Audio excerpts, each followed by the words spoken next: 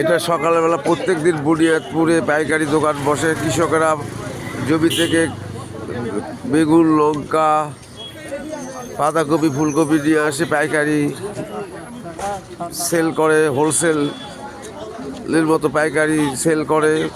কৃষকরা ন্যায্য মূল্য পাচ্ছে না। মাত্র বাঁধাকপি পাইকারি রেট 7 টাকা।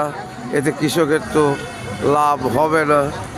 তো আমি প্রশাসনের কাছে একটাই অনুরোধ করব, আপনারা অবশ্যই এই মার্কেটটা একটা ভালো জায়গায় বসান। কেন রাস্তার উপরে একবারে মানুষের জানের ব্যাপার হয়ে যায়।